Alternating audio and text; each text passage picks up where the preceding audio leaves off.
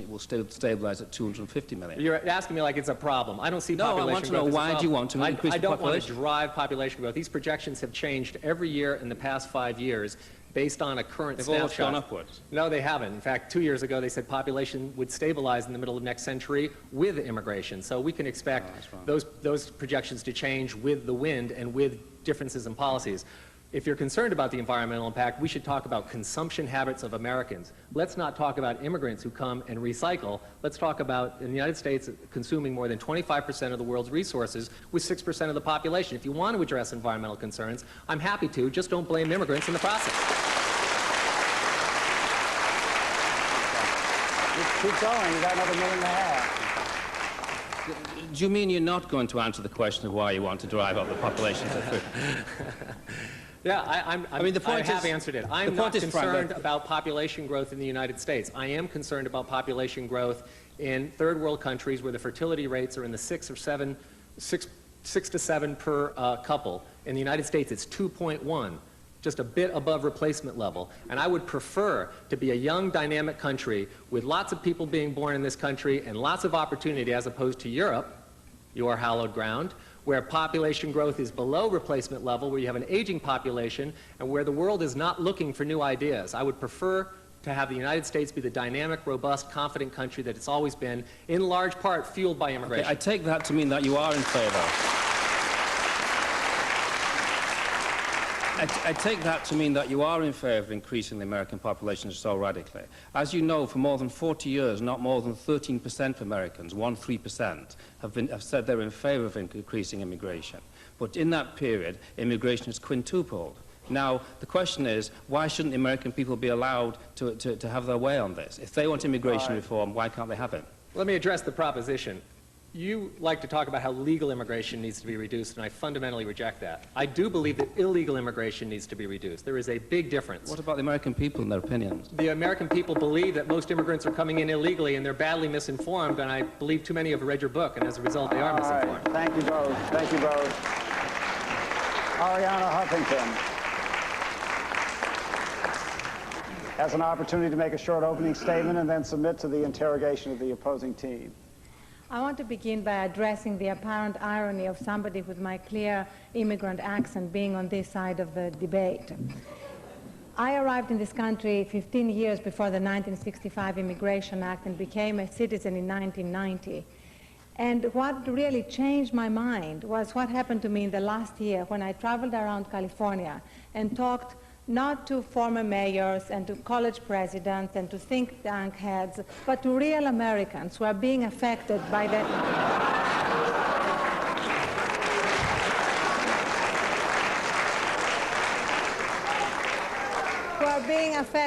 the high numbers of legal and illegal immigration. I remember talking to a couple, a black couple near Santiago. They're making together less than $30,000 a year. And they were wondering, why should they be paying? Why should their hard-earned taxpayer dollars go to pay for illegal immigrants on welfare? So what dawned on me was that the America into which the immigrants arrive today is a very different America than the America of the past.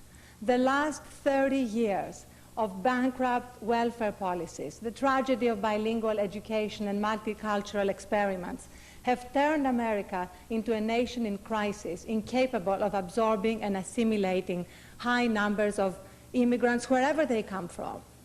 My problem is not where they come from, Peter, whether they are white or black or Asian. My problem is that the explosive mixture today is the welfare society together with high levels of immigration.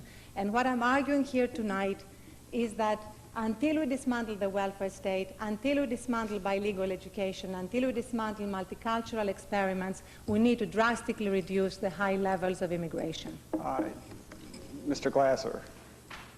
Ms. Huffington, some people on your side, notably Mr. Brimelow, would support the reimposition of national origin quotas to restore our population balance to what he in his book calls the pre-1965 levels, around 90% white.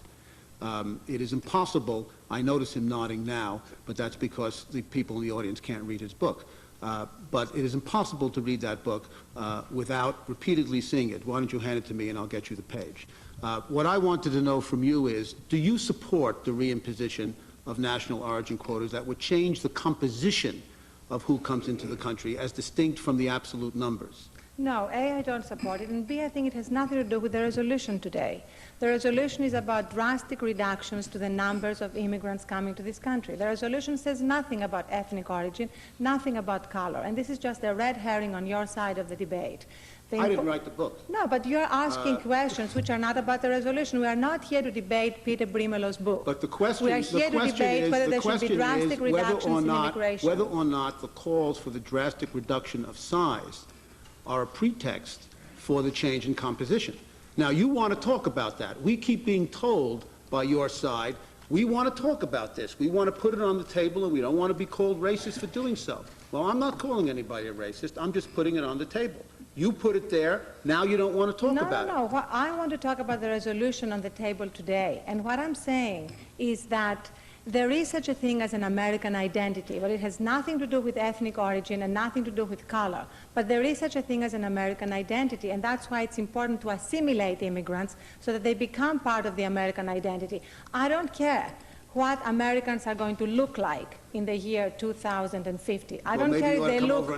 I don't care if they look more like Mr. Buckley and Mr. Brimolo, handsome men than they are, or if they look darker or whatever. What I care about is what Americans are going to be like in the year 2050. Mr. Botstein.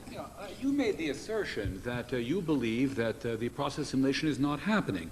Are you aware of the fact that in the 19th century, the American identity was shaped by a very gradual loss of language, and that loss of language is happening now by studies done about the shift from ancestral language to current language? You make the assertion, without any factual basis at all, that in fact there is no assimilation happening, when there in fact is enormous assimilation, not to speak of the fact that American identity today, look at the advertising language, is a result of immigration, Jewish, Italian, and Irish. So it's a fluctuating identity to begin with. Then why are so many official forms printed in hundreds of languages?